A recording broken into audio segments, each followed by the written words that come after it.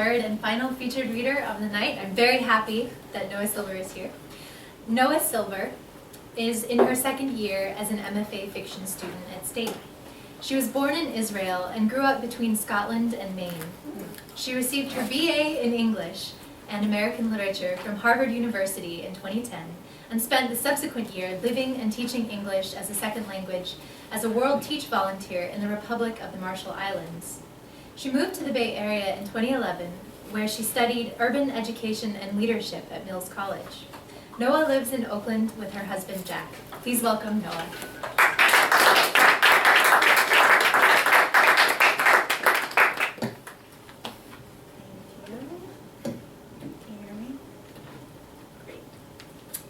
Okay, I'm going to read a short story that I've been working on for a little while, and I am still working on it. It's called Strangers. July 8th. Israel strikes more than 200 sites in Gaza. Hamas fires 150 rockets into Israel. Molly wakes to the sound of a siren careening into her bedroom. Morning light dripping into her room, sheets tangled around her legs, a sheen of sweat on her upper lip. The siren sounds long and loud, unbearably loud, a grating whine spinning out into the open air. Molly clamps a pillow over her ears, bangs on the wall she shares with her brother, Dan. It is early in the morning, and the darkness has not yet completely left the sky. The darkness persists stubbornly in black and blue streaks along the edge of the horizon. The siren moans, wild and insistent, breaking into existence. It is a sound that demands panic, a sound that spurs movement, rush, anxiety. Hands clamped over ears, feet frantic, eyes glancing toward the sky, the still dark sky. The sound presses, unrelenting, into the empty space that surrounds bodies, surrounds objects, pulsing out in waves and horrible tremors, making it impossible to think, to hear anything but the siren's cry. The walls shake with it. The sound knows no barriers. It moves through floorboards and glass window panes. It summons those inside houses to come down into the belly of the earth, under the ground where they might be safe from the sky which might rain down fire. Molly stumbles out of bed, sleep still in her eyes, shorts and tank top askew, shoulder-length brown hair disheveled. She runs toward the sound, head aching, confused. She opens Dan's bedroom door, frantic now, angry, and sees him still sprawled heavily in his bed. 5 years younger than Molly, at 13, Dan can sleep through anything. Molly trips downstairs, rubbing her eyes, the siren still pulsing at her temples. Downstairs, her mother, Deb, is sitting at the kitchen table, a cup of coffee steaming in front of her. She is peeling sweet potatoes. She holds the oblong-shaped potato in her left hand, and with her right glides the knife along the rough brown surface. Strips of orange and brown potato skin are piled up on the table alongside her coffee. The siren wails. Deb pauses to sip from her mug. She sees Molly in the doorway, pulling at her hair, face twisted. Deb shrugs, nods toward the porch, continues peeling potatoes. Outside, Adam, Molly's uncle, is sitting in a blue plastic chair, smoking a cigarette, cupping his iPhone in his hand. A cord connects the device to 2 mini speakers. Adam is a professor of Middle Eastern studies in New York. He comes to stay with his sister and her kids during the summers. He is in the center of the sound, cloaked in the siren. "Uncle Adam," Molly calls out as she pushes open the screen door. Adam turns to her. He waves the iPhone out in front of him. The siren is billowing out of the tiny device. "Uncle Adam, what's going on? What is that?" It's an app. It lets us know every time a rocket is fired at Israel. What? Have you been reading the news? But Uncle Adam, we're not in Israel. We're in Connecticut. Yes, exactly. Adam turns away from Molly, drags heavily on the cigarette, examines the sky. Going to be a lovely day, don't you think? The dark streaks are slowly fading, melting into the brightening light. The siren blazes out of Adam's hands for several more seconds, and then abruptly ceases. The silence is shattering. Molly sees summer through the faded smear of her car window, as the rubber of the wipers catches on drops of rain falling from patchy dark gray clouds. She sees it stretch down 45 miles an hour cracks in the road while trucks careen around hidden drives. The dirt highway is lined with trees that shake down the smell of July rainstorms. Lush and plump, the well-fed green drips over signs warning of the soon-to-be-built Walmart. Molly feels the relief of movement, the open sky stretching out above her, alone in her 15-year-old Volvo paint-chipped air conditioner broken. Every summer it is the same thing. Uncle Adam pontificating about peoplehood and homeland, eyes glued to devices, getting his daily fix. There are people here, Molly will say. This is my home, Molly will say, right here. Let me show you, she will say. She will invite him to go hiking, to the movies, to meet her friends. Every time he declines, his world is somewhere else. He can only access it virtually. Molly has overheard the whispered conversations between her mother and uncle on the porch at night. Every summer the same. There are no Jews in this place, Uncle Adam says. It's no wonder Molly and Dan don't know who they are. Her mother always hushing him gently, scraping the dirt out of the lines in her palms after a day spent in the garden. At the barn, Molly pulls on her knee-high leather boots over ripped and muddy jeans. She tramps into the stables, places a halter on each horse, guides them one by one out to the wooden post and ties them up. To those she loves the best, she slips half an apple or a handful of grain into their mouths, pushes aside the thick forelock from out of their eyes, shoos away the flies. It is hot, and the stench of the barn is thick and sweet and nauseating. She grabs the heavy shovel, walks into the empty stables, begins to muck out the stalls. Hay crunching, green clumps of shit, hair tied back, except for the bangs she is growing out, still too short to reach the ponytail. She keeps pausing to drag them away from her face. Her arms and upper back ache, but she is grateful for the rhythm. Lean in, shovel down, brace, lift, turn, deposit load, breathe. Her head still aches from the sunrise siren. What is Uncle Adam's problem? He's obsessed. He's deranged. It's not normal. Brace, lift, turn, deposit. She feels the pearls of sweat sprout up along the skin between her breasts. A mosquito lands on her elbow, and she slaps at it, leaving her fingers in place, waiting for the bump to materialize. One of the horses is stomping his feet. She moves between the stalls, turning over soil and hay. When she finishes, she leans against the barn wall, unfurling the muscles in her shoulders and neck. She has dirt trapped under her fingernails, and she smells of sweat and flies and sun and excrement. This is real, she thinks. This is real, this is real. She can touch, smell this place. It does not exist online, in a phone, on a TV screen, in someone's imagination. It is right in front of her. Mom. Deb is folding laundry while sitting on the blue faux leather couch in the living room. She peels each item of clothing out from the heap, hot and staticky from the dryer, folds it, and places it in a pile. One for each person. Dan, Molly, Adam, Deb. Each of them has a stack of clothes on the couch. Mom. Honey, please don't sit on the couch while you're wearing your barn jeans. What's the deal with Uncle Adam? What do you mean, sweetie? Deb tugs out frayed white t-shirts, collars stretched, underarms permanently discolored. She folds the sleeves in one by one, bends the shirts in half, places them on top of Dan's pile, begins again. Seriously, Mom? The app? The siren app? Deb shrugs. You know how he is. Yeah, but did you remember to get the oil changed in your car? What? You really need to do that before too long. Mom, I can't take the siren app. It's driving me crazy. He's insane. Deb pulls out a pair of jeans. They are marked with dozens of tiny blue spots. She sighs. Would you look at this? What? I can't believe it. What? Your brother left a pen in his jeans pocket. These marks are everywhere. Oh, I'm going to kill him. July 9th, 64 people killed in Gaza. 180 rockets fired into Israel. The siren sounds again and again. Deb drinks 2 cups of coffee a day, one in the morning when she wakes up, and one in the early afternoon. She sits on the porch with Adam and they watch the sky. He grips the iPhone tightly in his hands, examining the app as it springs to life, an image of a red police siren pulsing on a screen. He scans the news outlets every 10 minutes and keeps a tally of the casualties. Molly is in her room with the cat. The cat is old, almost 14, and her belly swings low to the ground, precarious.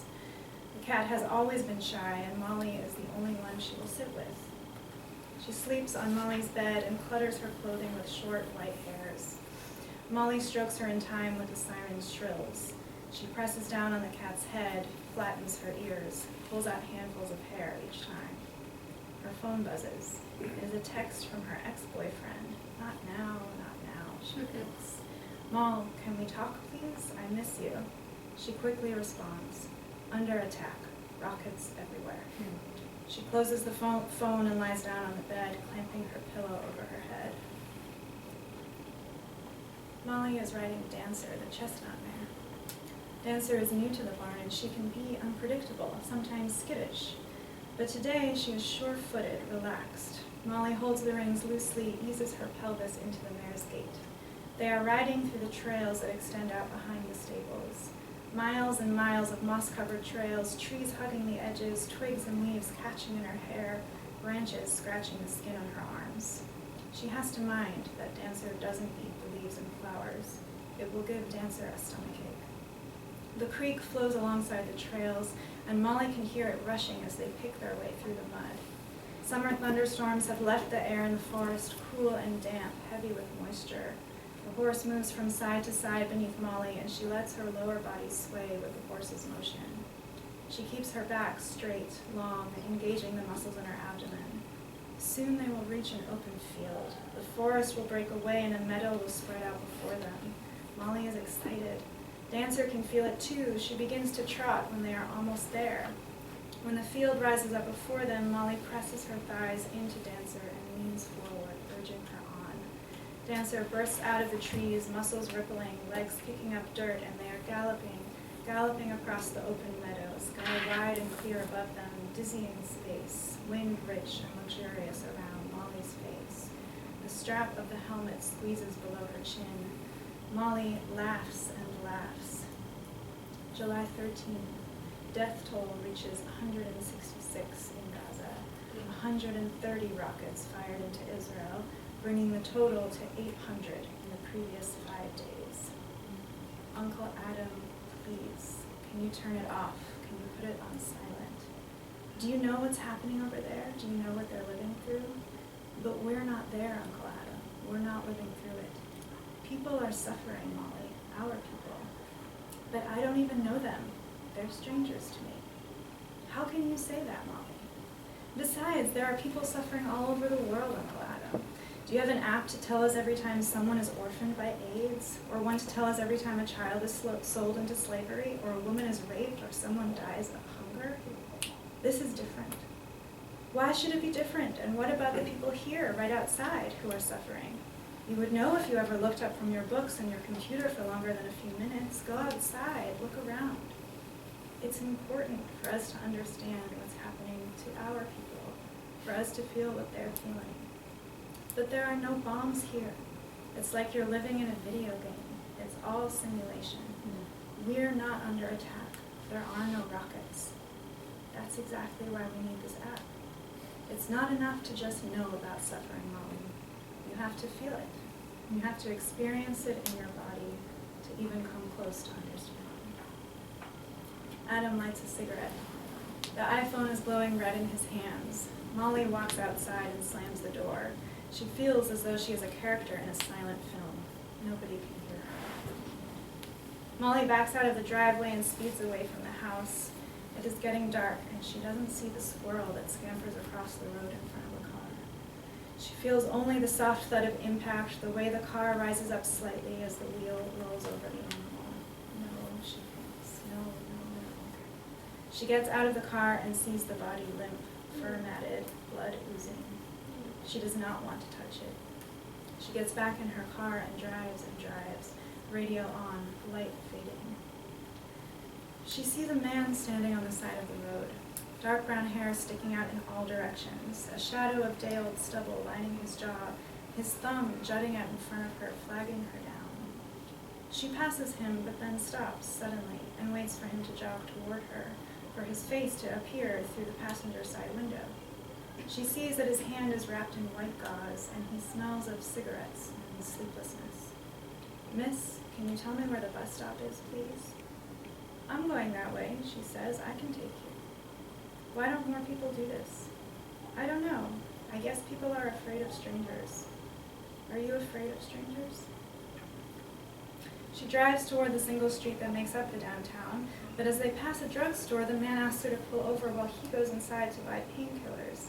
"For his hand," he says. "He was in a fight," he says. She looks up to see the man stumbling toward the car. "I'm so sorry to ask, but do you think you could? I don't have any money, and I was just wondering whether you would." The man stands hunched over and thin, peering at her awkwardly through the passenger window. Her hands hesitate over the keys in the ignition. A minute passes before she unclenches her shoulders and, unbuckling her seatbelt, walks into the pharmacy to buy the pills. Molly drives to the bus stop in front of the appliance store. Pulling up to the sidewalk, the adrenaline of her goodwill winding down, she turns to wish the stranger well. But the bus stop is not there. Her face flushes red, and she slumps into the back of the leather seat, her hands falling slack on the wheel. "I could have sworn it was right here." The man fidgets with the zipper on his sweater. He rattles the bottle of pills in his hand. Her phone buzzes beside her. She glances quickly at the text from her ex-boyfriend that reads, "Mall, please, come over." She throws the phone onto the back seat. "We can get directions at the Dunkin' Donuts." At the drive-through window, she asks the young, pimple-faced boy she recognizes from high school for directions to the bus stop and cuts him off as he begins to direct her back the way she had come, back to the corner of downtown where, for years, the bus stop had stood. It's not there anymore. A man in a green truck just ahead of her in the drive-thru calls back, "I'm going toward the bus stop. Follow me, and I'll take you there." He leads them out of the parking lot and onto the main road, but though he takes a different route, they end up back in front of the appliance store, where the whole town, it seems, is convinced the bus stop still stands. How can an entire town lose a bus stop, she wonders. And who was it who had decided to pick up the pole with the green sign and move it somewhere else? The man beside her is silent. Molly stares at the dirty white stain on the top right corner of her window, just out of reach of the windshield wipers. A woman walks by and she calls out to her, "Do you know where the bus stop has moved to?" "Oh yeah, I think it's in the next town over. You know when you cross the bridge? Just drive till you get to that big intersection and take a right. You can't miss it." Molly drives on and on, the road curving against the marshland that skirts the outer borders of this neighboring town. Gradually, the houses grow few and far between. "You can't leave me here. What if we never find it?" "We'll find it. You're a real blessed soul, you know." She stops at a lone gas station on the side of the road and once again asks for directions. An old man in overalls and long gray hair points her toward her destination, reels off street names, assures her she's only 10 minutes away. Molly drives and drives. She turns the volume on the radio up all the way to drown out the thud of the dead squirrel that is still echoing inside her. A news report comes on the radio, and a woman with perfect enunciation reels off the numbers of the dead in Gaza, comments on the new long-range rocket launching capabilities of Hamas. Sirens have been heard in Tel Aviv, in Jerusalem, and Haifa. The bus stop is not on either side of the road. Still, she keeps driving. She notices that the gauze wrapped around the stranger's hand seems to be unraveling, and that white strands of thread are beginning to litter the car floor. She notices the way the light is leaking out of the sky, the shifting tones of blue, the blackness that is wrapping itself around them. She feels the growing sense of anxiety take root in her stomach, in her chest, in her knuckles, as the road curves on and on, as the sirens wail out of the radio, as the bus stop remains elusive, unfound, and the stranger beside her rattles the small white bottle of pills in his hand like a baby's toy, steadily, relentlessly.